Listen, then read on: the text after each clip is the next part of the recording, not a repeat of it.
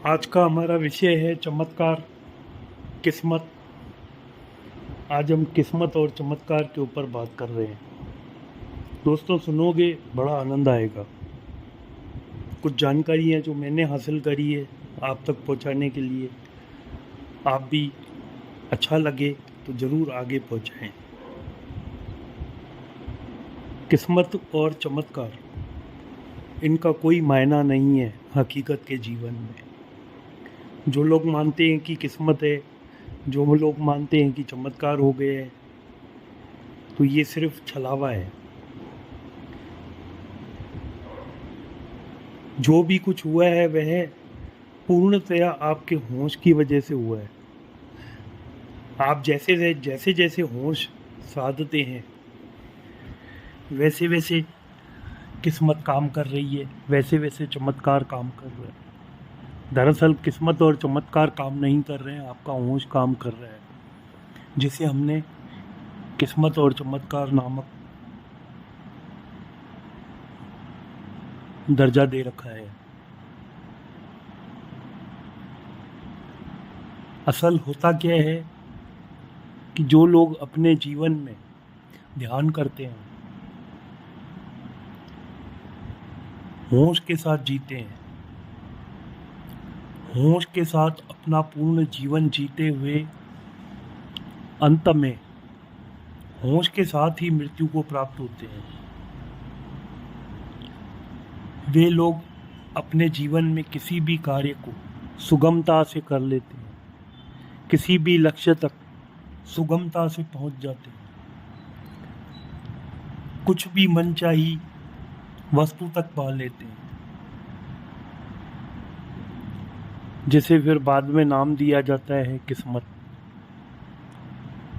या फिर चमत्कार। आप 11 दिन तक एक अभ्यास करेंगे ना,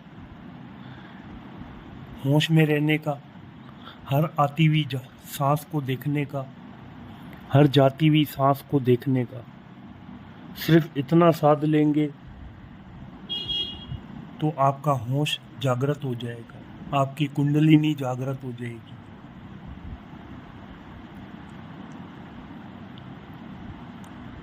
वहीं से आपका सारा खेल शुरू होता है, किस्मत और चमत्कार का।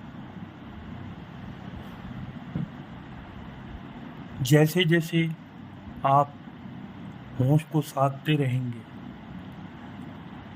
चेतना को जगाते रहेंगे, आपको प्रतिपल पता होना चाहिए आप वर्तमान में कहाँ हैं, किससे बात कर रहे हैं,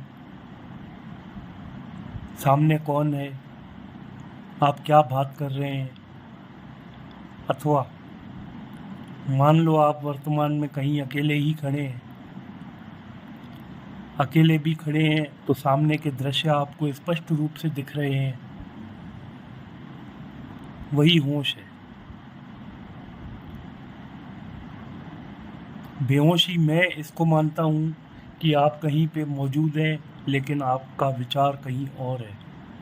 आपने कहीं आधी अधूरी चीज़ें देखी, आधी अधूरी बातें सुनी,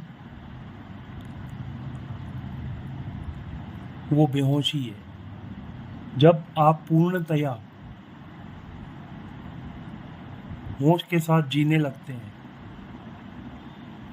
तब आपके सामने पूरी प्रकृति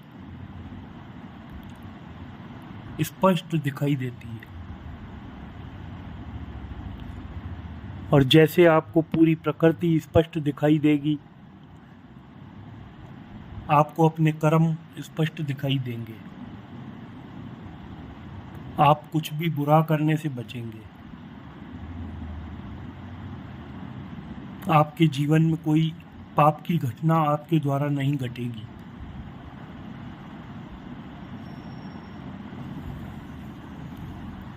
परमात्मा सदैव आपके लिए सहयोगी के रूप में मौजूद रहेंगे। होश की साधना संसार में सबसे बेहतरीन साधना है।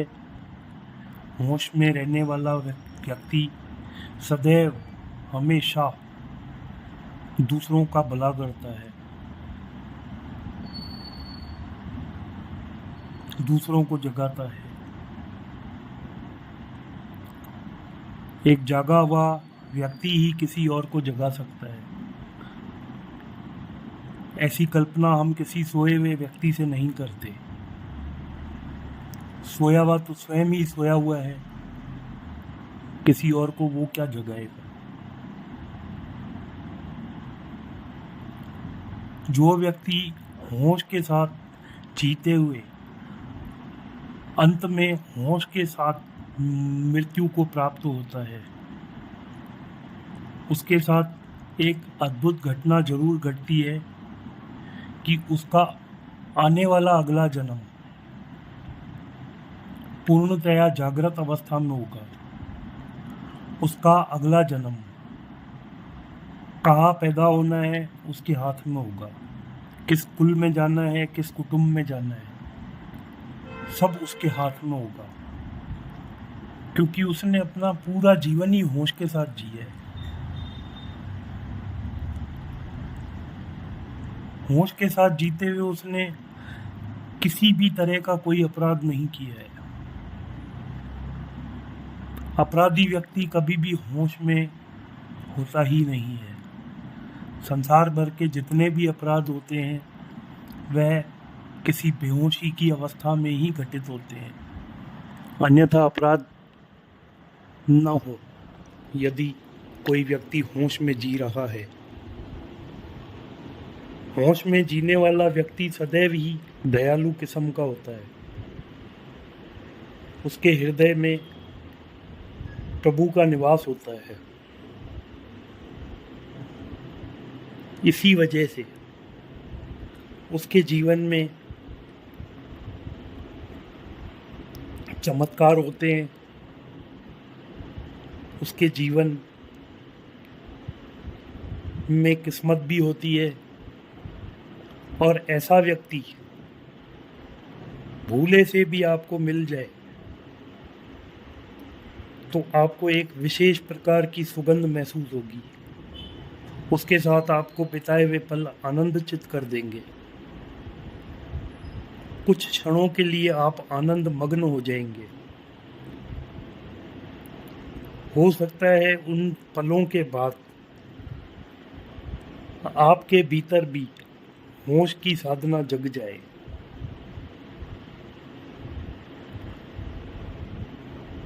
होश का अर्थ इतना ही है कि आप कॉन्शसनेस के साथ यदि अपने जीवन को जीना आरंभ करेंगे तो आपका जीवन बहुत ही सदुपयोगी न केवल आपके लिए होगा वरन सबके लिए होगा। आपके परिवार के लिए होगा, आपके मित्रों के लिए होगा, आपके कुल कुटुंब के लिए होगा। आप एक शांति प्रिय व्यक्तित्व को प्राप्त होंगे। होश की साधना ज़्यादा कठिन नहीं है। सिर्फ और सिर्फ हमें अपने विचारों को नियंत्रण में करना है। विचार नियंत्रित जैसे जैसे होते जाएंगे, होश वैसे वैसे घटित होता जाएगा। आप एक ज्ञानी व्यक्ति होते जाएंगे। यही है किस्मत, यही है चमत्कार। आप होश को जगाने के लिए प्रति पल अपने आप को याद करें। अपनी वर्तमान स्थिति में स्वयं को बार बार खींच के लेकर आएं। आप कहीं अतीत की स्मृतियों में हैं, जैसे ही आपको पता चले मैं अतीत में जा रहा हूँ, आप अपने आप को जगाएं, तुरंत होश में लेकर आएं। जैसे ही आपको ख्याल आए भविष्य के, आप तुरंत कोशिश करें। कुछ प्रयास आपको करने होंगे, कुछ कोशिशें आपको करनी होगी। बाद में परमात्मा हमारा साथ देता है, लेकिन फिर भी शुरुआत हमें स्वयं से ही करनी होगी। होश वाला व्यक्ति कभी भी